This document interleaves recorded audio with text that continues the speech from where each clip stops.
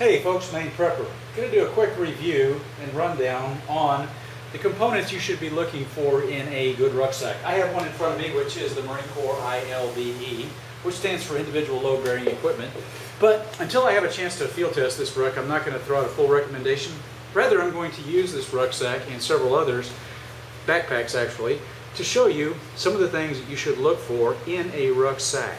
Number one, we want good shoulder straps that are not only affixed well and tight, and these are adjustable at the top with this 1-inch Cordura nylon strap, but also they are sewn on and stitched on quite well, and you can see the machine stitching here for this.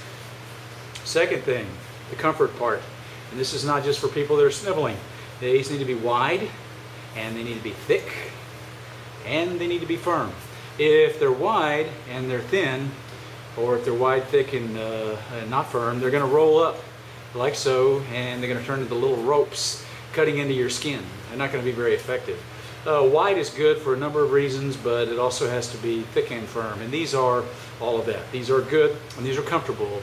I've had this rucksack on not marching, but just put it on, and these they are padded enough. The second thing, when you have your pads, you need to make sure also that on the shoulder straps there is a chest buckler. This is going to keep the shoulder straps from rolling off of your shoulders, especially if you have any kind of gear on, and it's going to help you distribute the load better. It's going to pull it more in towards the center of your chest where you're not going to have to carry as much weight there. Let me show you by comparison a couple of other bags that I have, and I'll set this one aside for the moment.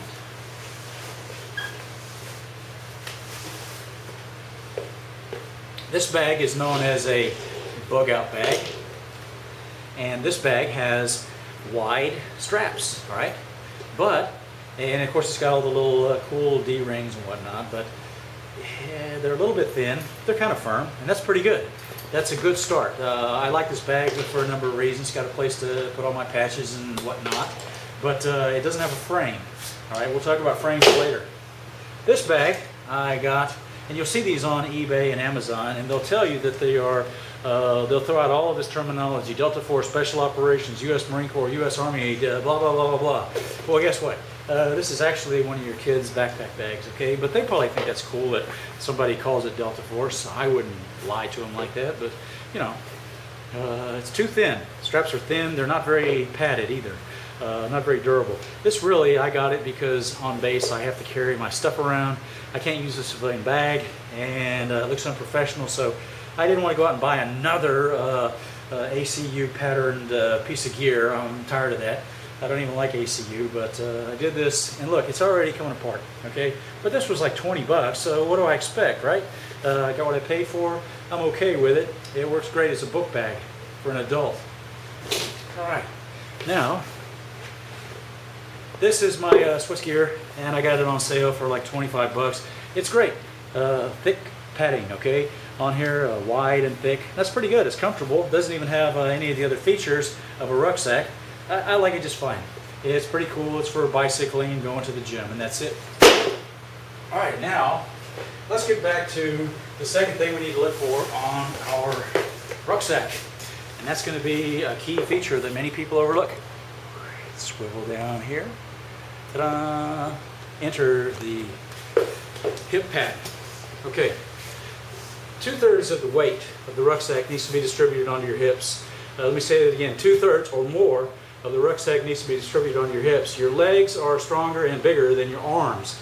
Your shoulders are going to wear out if you carry it all on your shoulders. Yet this piece gets either taken off completely or not used by people, and yet it's a huge, huge multiplier in getting you to be able to carry your rucksack further.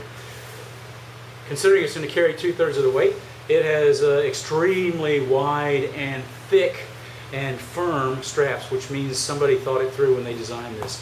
I very much like this for this purpose. These are good straps. This is what good straps look like. What we call in the Army what right looks like, okay? All right. Let me show you by comparison what you'll get on some of the civilian stuff that's out there. Now, some of these bags, they're not really trying to compete on that level. This one, my bug-out bag we looked at earlier, it has wide straps, okay? Great, but they're very thin. They do have some padding though. I've carried this before for a few miles. It's not too bad. It doesn't have a frame. It's kind of uncomfortable on your back. You got to make sure you put something extra down inside, like this Shema, but that's okay. This bag, it has a token gesture made it a waist belt so that they can say it has a hip belt. Well, yes, the belt does go on your hip, but it's just nylon strapping. It's really not very good.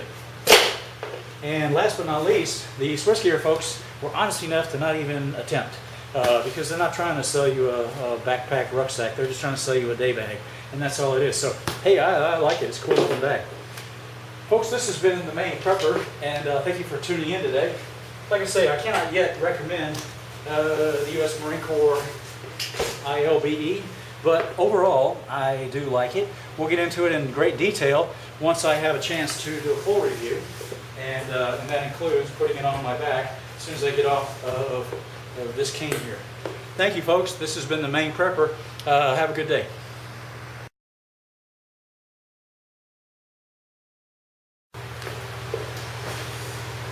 Hi, folks. Maine Prepper here, and I have blah, blah, blah, blah, blah, blah.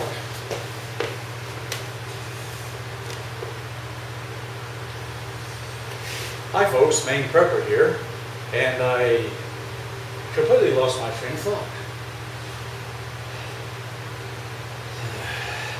Where's my coffee?